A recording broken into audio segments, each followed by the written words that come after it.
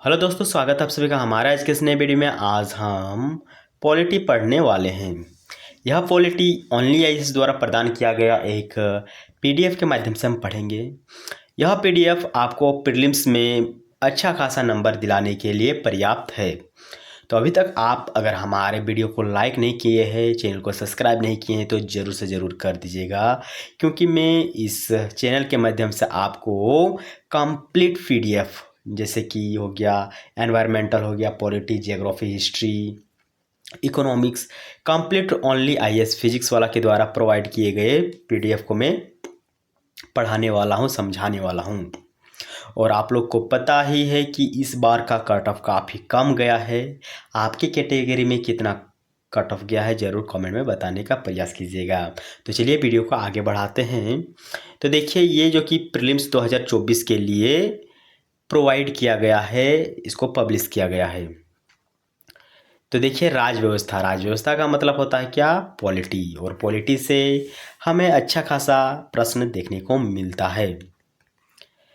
तो चलिए वीडियो को डायरेक्ट हम आगे बढ़ाते हैं। और देखिए, एक बात यहाँ पर आप थोड़ा सा गौर कीजिएगा कि प्रीलिम्स के लिए इन्होंने बहुत सारे उड़ान के पीडीएफ को ऑनलाइन प्रोवाइड किया है। अगर आपके पास नहीं है तो ज़रूर हमें कमेंट कीजिएगा, मैं आपको टेलीग्राम के माध्यम से भेजने का प्रयास करूँगा। टेलीग्राम चैनल का लिंक नीचे डिस्क्रिप्शन में आपको देखने को मिलेगा।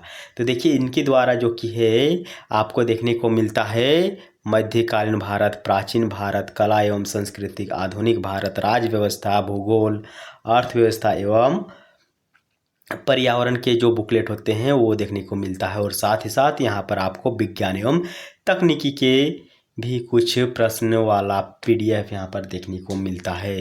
तो चलिए वीडियो को आगे बढ़ाते हैं। तो सबसे पहले हम विषय सूची से स्टार्ट करेंगे। विषय सूची में हमें देखने को मिलता है कि कौन से पृष्ठ नंबर पर हमें कौन सा पार्ट यानी चैप्टर दिया हुआ है। तो सबसे पहले हम ऐतिहासिक पृष्ठभूमि आज पढ़ने वाले। इसमें हम कंपनी का शासन एवं क्राउन का शासन पढ़ेंगे।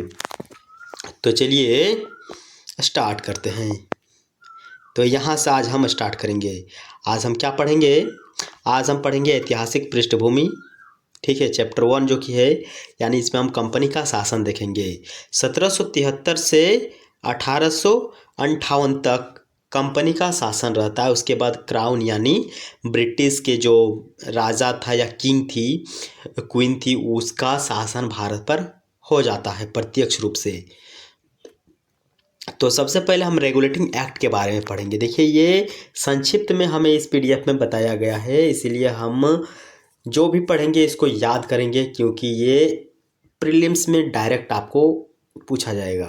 तो सबसे पहले रेगुलेटिंग एक्ट कब आया था? रेगुलेटिंग एक्ट आया था 1773 में। रेगुलेटिंग एक्ट कब आया था? 1773 में। क्यों लाया गया? चलिए हम इसको देखते हैं। इस अधिनियम का उद्देश्य ईस्ट इंडिया कंपनी के कार्यों को नियंत्रण और विनियमन करना था। तो ईस्ट इंडिया कंपनी जो भारत आया था 1600 में, उसको नियंत्रित करने के लिए, विनियमित करने के लिए इस एक्ट यानी कानून को लाया गया। कानून का नाम क्या था? Regulating act. रेगुलेटिंग एक्ट कब आया? 1773 को। ठीक है। उसके बाद इस अधिनियम ने भारत में केंद्रीय प्रशासन की नींव रखी। यानी इस रेगुलेटिंग एक्ट के माध्यम से बंगाल, कोलकाता एवं बम्बई प्रांत को रेगुलेटिंग किया जाने लगा, यानी एक केंद्रीय प्रशासन की नींव पड़ी इसी अधिनियम के माध्यम से। फिर इससे पहले मतलब इसमें इसने पहली बार कंपनी के राजनीतिक और प्रशासनिक कार्यों को मान्यता दी। यानी कंपनी के राजनीतिक कार्यों एवं प्रशासनिक कार्यों को मान्यता दी। किसमें? इस एक्ट में बताया गया है। बंगाल के गवर्नर जनरल का नाम बदलकर बंगाल का गवर्नर जनरल कर दिया गया। और उनकी सहायता के लिए 4 सदस्य, देखिए प्रीलिम्स के लिए बहुत ही इंपॉर्टेंट फैक्ट हमें मिल गया है। तो गवर्नर जनरल के सहायता के लिए 4 सदस्यीय कार्यकारी परिषद बनाई गई। बंगाल का पहला गवर्नर कौन था? Lord Irwin Warren Hasting sorry lord Warren Hasting था। लॉर्ड वॉरेन हेस्टिंग बंगाल का प्रथम गवर्नर जनरल था। कोलकाता में एक सुप्रीम कोर्ट की स्थापना 1774 में की गई, जिसमें एक मुख्य न्यायाधीश और 3 अन्य न्यायाधीश हुआ करते थे। कोलकाता में 1974 में क्या बनाया गया, एक न्यायालय बनाया गया, क्या, सुप्रीम कोर्ट बनाया गया। तो सुप्रीम कोर्ट में एक मुख्य न्यायाधीश हुआ करता था और 3 अन्य न्यायाधीश हुआ करता था। इसी एक्ट में ये सब बनाया गया। इस अधिनियम द्वारा कंपनी के कर्मचारियों को किसी भी प्रकार का निजी व्यापार करने या मूल जो व्यवसाय होता है, यानी जो ईस्ट इंडिया कंपनी है उसी को हम मूल निवासी कहते हैं। तो मूल निवासी यानी भारत में जो निवासी है उन निवासियों से उपहार या रिश्वत लेने पर प्रतिबंध लगा दिया गया।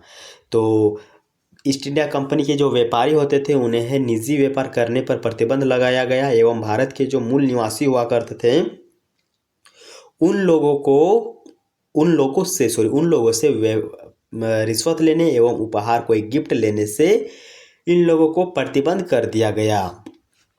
कोड ऑफ डायरेक्टर्स यानी जिसे कंपनी के शासी निकाय कहते हैं। तो कोड ऑफ डायरेक्टर्स के माध्यम से कंपनी पर ब्रिटिश सरकार का नियंत्रण सख्त हो गया, जब कंपनी के लिए भारत में राजस्व, नागरिक और सैन्य मामलों की जानकारी ब्रिटिश सरकार को देना आवश्यक कर दिया गया। यानी code of directors in company पर नियंत्रण करने लगा, क्योंकि यह कंपनी भारत में बहुत ही ज़्यादा घोटाला कर रहा था। यहाँ के संपत्ति को, यानी जो यहाँ से कमाकर धन अर्जित करते थे, उनको ज़्यादा से ज़्यादा अपने ही स्वार्थ के लिए वे खर्च करते थे। मुंबई और मद्रास प्रेसिडेंसी के गवर्नर को बंगाल के गवर्नर जनरल के अधीन कर दिया गया, जबकि पहले तीनों प्रेसिडेंसी एक दूसरे से स्वतंत्र हुआ करते थे। तो हम लोगों ने अभी क्या पढ़ा, अभी हम लोगों ने रेगुलेटिंग एक्ट के बारे में पढ़ा। अगर आपको अन्य और भी चीज़ों के बारे में जानना है तो कृपया हमें कमेंट करके ज़रूर बताइएगा। मिलते हैं नेक्स्ट वीडियो में, तब तक के लिए जय हिंद, बाय बाय।